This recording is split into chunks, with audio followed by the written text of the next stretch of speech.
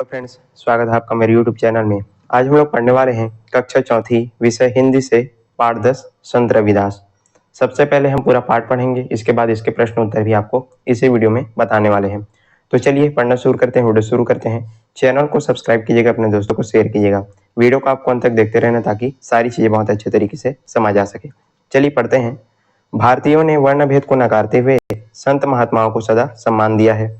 तो जो हमारा भारत देश है वहां पर जो है हमेशा से संत महात्माओं का सम्मान होता आ रहा है। संत रविदास जिन्हें आम जनता रैदास के नाम से पुकारती है, ऐसे ही संत थे। तो संत रविदास जिसके बारे में हम इस पाठ में पढ़ने वाले हैं, उनको लोग क्या बोलते हैं? रैदास भी कहते हैं। गुरु रामानंद ने उन्हें शिष्य बनाया और रविदास ने कृष्ण के प्रेम में दीवानी राजघराने की महिला मीरा को अपनी शिष्य बनाया। तो संत रविदास जी के गुरु कौन थे? रामानंद जी थे। तो रामानंद जी जो है इनके गुरु थे और संत रविदास जी जो है किनको अपना शिष्य बनाते हैं? मीरा को। जो कृष्ण दीवानी है मीरा जी, उनको अपना जो है शिष्य बनाते हैं। उन्हीं संत रविदास जी का संक्षिप्त जीवन परिचय इस पाठ में हम पढ़ने वाले हैं। तो चलिए पढ़ते हैं। ये चित्र में देख सकते हैं संत रविदास जी। भारत के इतिहास में एक समय ऐसा था जब धर्म के नाम पर भारतवासियों पर बहुत अत्याचार हुआ। उस समय के शासक निर्दोष जनता को लूटने और सताने को ही अपना कर्तव्य समझते थे। तो ये बात उस समय की है जब जो है धर्म के नाम पर पे भारतवासियों को जो है बहुत ही उन पर अत्याचार किया जाता था। और जो शासक थे वो लोग क्या करते थे? निर्दोष जनता को जो है लूटते थे, उनको सताते थे और इसी को अपना जो है कर्तव्य समझते थे। उन पर अत्याचार किया जाता था। उच्च जाति मानने वाले लोग अपने से छोटी जाति को मानने वाले लोगों पर अत्याचार करते थे। मतलब इस समय जो है समाज में ऊंच नीच जात पात ये सारी जो भेदभाव का जो है समय था। जो ऊंची जाति के जो लोग थे निची जाति के लोगों पर बहुत ज्यादा अत्याचार करते थे। दुखी लोगों की पुकार सुनने वाला कोई नहीं था। ऐसे समय में भारत में कई संतों और महात्माओं ने जन्म लिया। उनमें से एक थे संत रविदास, जिन्हें संत रैदास भी कहते हैं।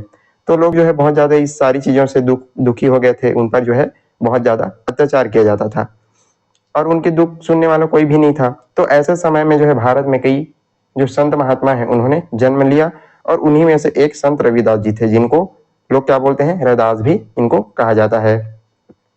संत रविदास जी का जन्म माघ पूर्णिमा संवत 1433 को बनारस के समीप मड़वाड़ी गांव में हुआ। तो जन्म आपको याद रखना है, परीक्षाओं में पूछे जाते हैं। तो इनका जन्म कब हुआ था? माघ पूर्णिमा संवत 1433 में जो है बनारस के समीप जो है मड़वाड़ी गांव में हुआ था। इनके पिता का नाम मानदास और माता का नाम कर्मा देवी था। इनके पूर्वज जो है चमड़े का काम करते थे। मन के जो मतलब जो संत रविदास जी थे इनके पूर्वज जो है चमड़े का काम करते थे। बचपन से ही बालक रविदास की रुचि साधु महात्माओं के सत्संग में थी। जहां भी पूजा पाठ अथवा हरि कीर्तन होता वे वहां पहुंच जाते। तो बचपन से जो रविदास जी थे उनकी जो रुचि थी किसमें थी? साधु महात्माओं में थी, सत्संग में थी। जहां पर भी जो है पूजा पाठ होता था, हरि कीर्तन होता था, वे वहां पर पहुंच जाते थे और ये जो है साधु जो महात्मा है उनके साथ रहते थे। ऐसे समय वे प्रायः घर का काम काज भूल जाते थे। उनके ऐसे स्वभाव को देख करके उनके माता पिता को चिंता हुई। अब ये जो है हमेशा दिन भर जो है साधु महात्माओं के संगति में रहते थे, तो उनके माता पिता को जो है चिंता होती थी। मतलब जो रविदास जी हैं उनके माता पिता को चिंता होती थी कि उनका बेटा बैरागी न हो जाए, मतलब उनका बेटा जो है बैरागी मत बन जाए ऐसा करके। इसलिए उन्होंने रविदास का विवाह कर दिया और यह कर बेटा कमाओ और खाओ उन्हें घर से अलग कर दिया। तो उनके माता पिता क्या करते हैं कि जो संत रविदास जी हैं उनका विवाह कर देते हैं, शादी कर देते हैं और क्या बोलते हैं अब जो है तुम्हारा विवाह हो गया है तो तुमको खुद कमाना और खाना पड़ेगा, ऐसा करके उनको अलग कर देते हैं। पत्नी लूणा देवी के साथ रविदास जी घास फूस की झोपड़ी बना करके रहने लगे। मतलब इनकी पत्नी का क्या नाम था? लूणा देवी। तो ये जो है रविदास जी उनके साथ जो है झोपड़ी में रहने लगे। वे चमड़े का काम करते और उसी आय पर अपना जीवन निर्वाह करते। अब रविदास जी क्या करते हैं? चमड़े का काम करते थे और उसी से अपना जीवन निर्वाह करने लगे। कुछ वर्षों पश्चात उनके यहाँ पर एक पुत्र रत्न भी पैदा हुआ। कुछ सालों बाद जो है उनको एक पुत्र रत्न भी मतलब उनको एक पुत्र भी प्राप्त होता है। अब क्या होता है? विवाह बंधन रविदास को ईश्वर भक्ति से विमुख नहीं कर सका। साधु सेवा, सत्संग तथा पूजा पाठ निरंतर चलता रहा। अब विवाह जैसे होता है तो विवाह के बाद भी ये जो है ईश्वर भक्ति से अलग नहीं होते। ये जो है हमेशा पूजा पाठ करते रहते थे। साधु सेवा, साधु महात्माओं की संगति ये जो है हमेशा करते ही रहते थे। इनका निरंतर चलता रहता था। उन दिनों स्वामी रामानंद जी की भक्ति, ज्ञान तथा विद्वता की प्रसिद्धि पूरे भारत में फैली हुई थी। तो उस समय स्वामी रामानंद की जो भक्ति है, उनकी जो बातें हैं वो पूरे भारत में फैली हुई थी। वे बनारस के ही रहने वाले थे। तो जो स्वामी रामानंद जी थे कहाँ के रहने वाले थे? बनारस के ही रहने वाले थे। प्रभु भक्ति के प्यासे रविदास स्वामी जी के चरणों में पहुंच गए। अब संत रविदास जी जो है कहाँ पहुंच जाते हैं? स्वामी रामानंद जी के पास पहुंच जाते हैं। शिष्य की यथा भक्ति ने स्वामी जी का हृदय जो है जीत लिया। रविदास स्वामी रामानंद जी के जो है शिष्य बन गए। अब संत रविदास जी क्या करते हैं? रामानंद जी के पास जाते हैं और उनका जो है शिष्य बन जाते हैं। अब रविदास जी को अपना लक्ष्य प्राप्त करने का मार्ग मिल गया। अब रविदास जी जो है पूरी तरीके से अपना लक्ष्य प्राप्त करने में, यानी कि ईश्वर की भक्ति में जाने के लिए जुट जाते हैं। संत रविदास जी संत कबीर के गुरु भाई भी हो गए। संत रविदास जी जो है संत कबीर के गुरु भाई। दोनों जात पात तथा ऊंच नीच में विश्वास नहीं रखते थे। मतलब ये जो है दोनों जात पात, ऊंच नीच, ये सारी चीजों में वे जो है विश्वास नहीं रखते थे, सभी को समान रूप से मानते थे। दोनों ने समाज में झूठे आडंबरों का विरोध किया। रविदास जी विनम्र और मधुर भाषी थे। यही कारण है कि समाज के बहुत से लोगों ने उनके विचारों को बहुत ध्यान से सुना और उनका ग्रहण किया। तो रविदास जी जो है बहुत ही विनम्र और शांत स्वभाव के थे, तो लोग उनकी बातों को अच्छे से सुनते थे, ध्यान से सुनते थे और उनको ग्रहण भी करते थे, उनकी बातों को अच्छे से सुनते थे। गुरु रविदास के शिष्यों तथा भक्तों की संख्या दिनों दिन बढ़ने लगी। उनकी इस प्रसिद्धि को ऊंची जाति के लोग सहन नहीं कर पाए। अब धीरे धीरे इनके पास बहुत सारे जो शिष्य हैं वो आने लगे संत रविदास जी के पास, और इनकी जो भक्तों की संख्या है वो दिनों दिन बढ़ने लगी। तो ऊंची जाति के लोग क्या करते हैं? इस सारी चीजों को सही नहीं पाते। वे काशी नरेश वीरदेव सिंह के दरबार में पहुंचे। उन्होंने रविदास जी की शिकायत की। अब जो ऊंचे जाति के लोग थे वे कहाँ चले जाते हैं? अपने राजा के पास चले जाते हैं। राजा का नाम वीरदेव सिंह के, इनके पास चले जाते हैं ऊंची जाति के लोग और शिकायत करने लगते हैं रविदास जी की। महाराज, आपके राज्य में रविदास नाम का एक व्यक्ति है, वह अपने आप को बड़ा भक्त समझता है, वह लोगों को गुमराह कर रहा है, वह कहता है कि सभी लोग बराबर हैं। तो जो ऊंची जाति के लोग हैं अपने राजा के पास जाकर के शिकायत करते हैं कि आपके राज्य में एक रविदास नाम का एक व्यक्ति है और वो जो है अपने आप को बहुत बड़ा भक्त समझता है, ईश्वर का भक्त समझता है। ऐसा करके उसके बारे में राजा से शिकायत करने लगते हैं और वो कहता है कि सभी लोग बराबर हैं। यदि ऐसे धर्म विरोधी व्यक्ति के कामों को न रोका जाए तो समाज छिन्न भिन्न हो जाएगा। यदि हम इसको नहीं रोकेंगे तो ये जो है समाज को छिन्न भिन्न कर देगा। ऐसा करके उसकी शिकायत कर देते हैं। राजा ने उन लोगों की बात शांतिपूर्ण सुनी और कहा, एक पक्ष की बात सुनकर निर्णय देना राजा का धर्म नहीं, मैं स्वयं संत जी से मिलूंगा तभी कोई निर्णय करूंगा। अब राजा जो है सारी लोगों की बातों को सुनता है और कहता है कि मैं जो है स्वयं उस संत से मिलूंगा तभी इसका निर्णय करूंगा। दूसरे दिन काशी नरेश संत रविदास की कुटिया पर पहुंच गए। संत जी ने उन्हें देख करके चकित रह गए। अब दूसरे दिन क्या होता है, जो राजा जी थे वो संत रविदास जी के पहुंच जाते हैं, उनके पास चले जाते हैं। उन्होंने आदरपूर्वक राजा से उनके आने का प्रयोजन पूछा।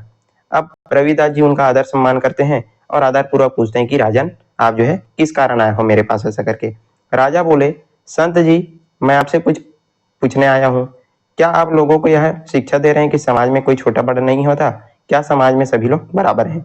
जो राजा जी हैं वो रविदास जी से पूछते हैं कि क्या आप जो है लोगों को शिक्षा दे रहे हैं कि समाज में कोई छोटा बड़ा नहीं होता, सभी लोग बराबर हैं, क्या यह सही है क्या? ऐसा करके संत रविदास जी मुस्कुराए और निर्भय होकर बोले, रविदास जन्म के कारण होत न कहू नीच, नर को नीच करती है ओछे कर्म की कीच।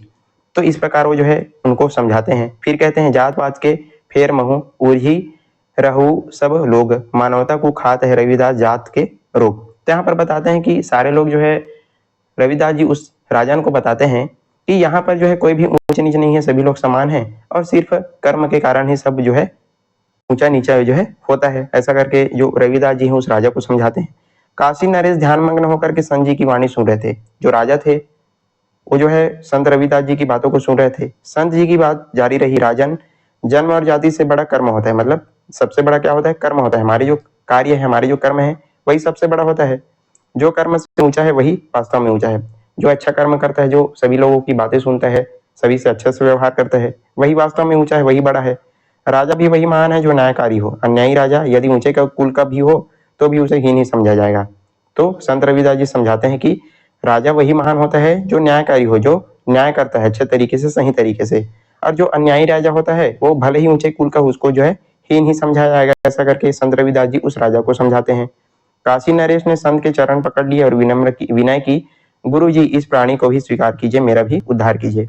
अब संत रविदास जी की बातों को सुन करके जो राजा जी हैं उनके चरणों पकड़ लेते हैं और कहते हैं कि मेरा भी उद्धार कर दीजिए। ऐसा करके संत रविदास जी ने काशी नरेश का कल्याण तो किया, भारत के असंख्य लोगों के में जो है लोगों में मानव प्रेम और ईश्वर भक्ति का जो पाठ है वो भी पढ़ाया।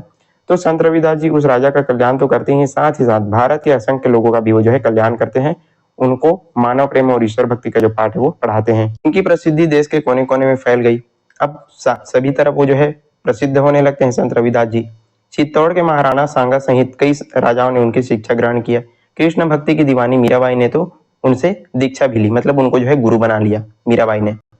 गुरु नानक देव जी की तो बात बात में संत रविदास जी की वाणी का उल्लेख करते थे।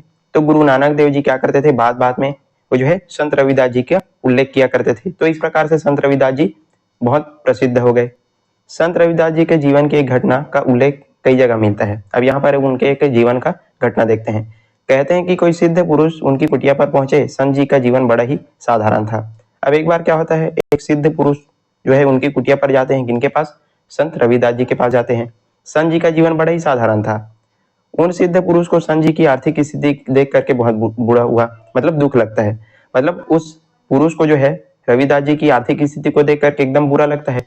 उन्होंने संत जी के अभाव में जीवन में परिवर्तन लाने के लिए एक मणि देनी चाहिए। अब क्या होता है, तो पुरुष रहते हैं, संत पुरुष, सिद्ध पुरुष, वो क्या करते हैं, अपने पास एक मणि रहता है उसको देने के चाहते हैं, मतलब संत जी को देना चाहते थे। उसकी विशेषता बताते हुए सिद्ध पुरुष ने बताया कि यह मणि अपने स्पर्श से लोहे की वस्तु को सोना का बना देती है, इससे आपकी दरिद्रता दूर हो जाएगी। तो जो व्यक्ति जो है संत रविदास जी को बताते हैं कि ये जो मणि है, इसके स्पर्श से जो भी सोने का वस्तु होगा वो क्या बन जाएगा, जो है लोहे का वस्तु क्या बन जाएगा, सोना बन जाएगा, और इसको आप जो है रख लीजिए ऐसा करके। तो संत रविदास जी कहते हैं कि महाराज मुझे धन की कोई इच्छा नहीं, यह मणि अपने पास ही रखिए। तो संत रविदास जी क्या कहते हैं कि महाराज मुझको ये जो मणि है वो नहीं चाहिए, इसको अपने पास ही रख लीजिए। सिद्ध पुरुष ने जब बहुत अधिक जोर दिया तो रविदास ने कहा, महाराज आप इतना आग्रह कर रहे हैं, आप ही इसे झोपड़ी में कहीं रख दीजिए। अब सिद्ध पुरुष वो जो है बहुत ही विनती करता है कि आप जो है इसको रख लीजिए महाराज जी, ऐसा करके। तो संत रविदास जी कहते हैं कि ठीक है, आप इसको कहीं पर भी रख दीजिए झोपड़ी में, ऐसा करके। सिद्ध पुरुष उस मणि को झोपड़ी में उस घास फूस के पीछे रख करके चले गए। अब जो मणि देने आया रहता है जो पुरुष, जो व्यक्ति, वो जो है मणि को जो है वहीं पर रख करके चला जाता है। एक वर्ष बाद वे फिर से संत रविदास से मिलने आए। उन्हें यह देखकर आश्चर्य हुआ कि रविदास की आर्थिक स्थिति में कोई बदलाव नहीं आया है। उन्होंने संत जी से पूछा, संत जी मैंने आपको मणि दे कर गया था, उसका आपने क्या किया? अब एक वर्ष बाद फिर से वो जो पुरुष है जिसने मणि दिया था फिर से आता है, पूछता है कि मैंने आपको मणि दिया था, उसने वो कहाँ है, क्या किया आपने उसका, ऐसा करके।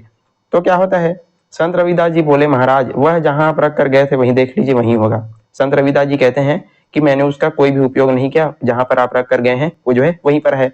सिद्ध पुरुष ने तलाश किया तो वो मणि उन्हें उसी जगह मिली। उन्हें लगा कि यह व्यक्ति निर्लोभी है, इसे धन की कोई कामना नहीं।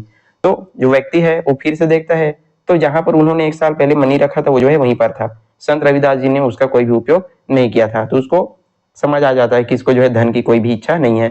संत रविदास जी उच्च कोटि के भक्त होने के साथ ही कबीर के समान उच्च कोटि के समाज सुधारक भी थे। तो ये जो है समाज सुधारक भी थे। वे जाति प्रथा के विरोध थे। समाज में कोई छोटा या बड़ा नहीं, सब समान है। वे हिंदू मुसलमानों की एकता में विश्वास रखते थे।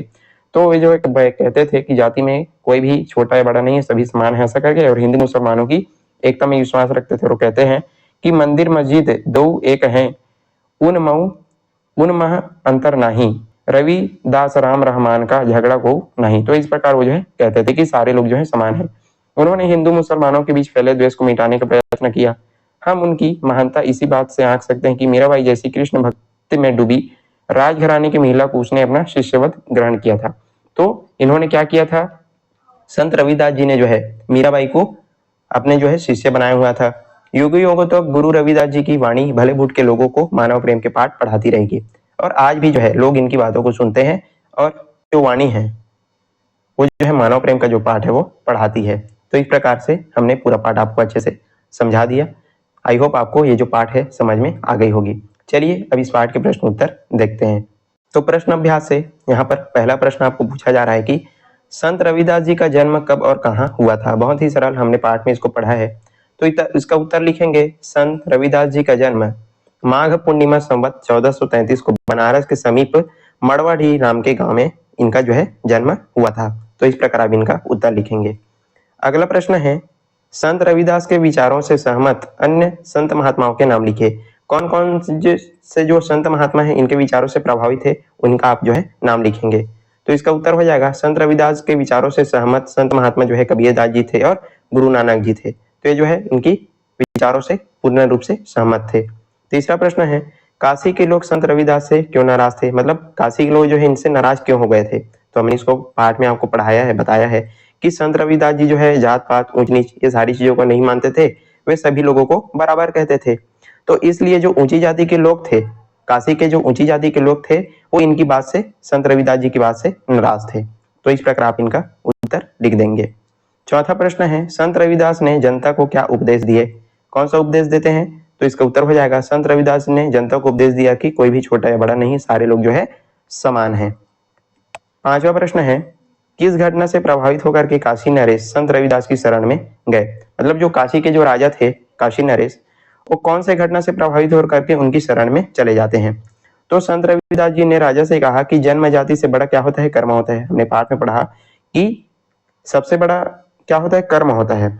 और वो जो है राजा को समझाते हैं कि राजा जो है न्यायकारी है वह महान है, जो राजा अच्छे से न्याय करता है वही महान है, और अन्यायी राजा जो है ऊंचे कुल का होते हुए भी उसको क्या समझा जाएगा, हीन ही समझा जाएगा।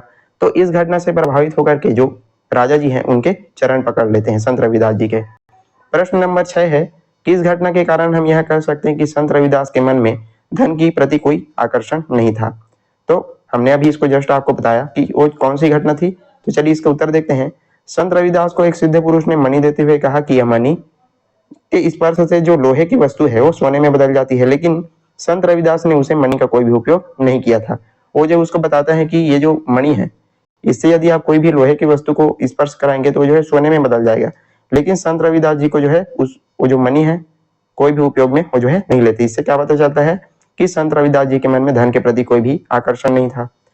फिर प्रश्न नंबर 7 है निम्नलिखित प्रश्नों के उत्तर में जो है चार विकल्प में से सही विकल्प आपको चुन करके लिखना है। यहाँ पर आपको सही विकल्प चुनना है।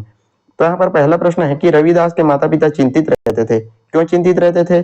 क्योंकि वे जो है पढ़ाई लिखाई नहीं करते थे, क्योंकि वे साधु संतों के पीछे लगे रहते थे, या फिर क्योंकि वे बड़े हो गए थे उन्हें विवाह करना था, क्योंकि वे हरि कीर्तन में घर का जो कार्य है वो भूल जाते थे। तो इसमें उत्तर हो जाएगा घ नंबर, क्योंकि वे हरि कीर्तन में अपने जो घर का कार्य है वो भूल जाते थे। हमेशा वो जो है साधु महात्माओं के पीछे लगे रहते थे, जहां पर भी पूजा पाठ होता था वहां पर चले जाते थे, मतलब साधु जो महात्मा है उनके बीच में जो है रहते थे। दूसरा है एक न्यायप्रिय राजा को किसी शिकायत पर निर्णय लेते समय, कोई भी राजा हो गया तो उसको किसी भी शिकायत पर यदि निर्णय लेना है तो क्या क्या बातें उसको ध्यान में रखना चाहिए कि शिकायतकर्ता के पक्ष में निर्णय लेना चाहिए या फिर अपने मंत्रियों से जानकारी लेकर निर्णय लेना चाहिए, दोनों पक्षों की बातें सुनकर के निर्णय लेना चाहिए, या फिर मन की बात मान करके निर्णय लेना चाहिए।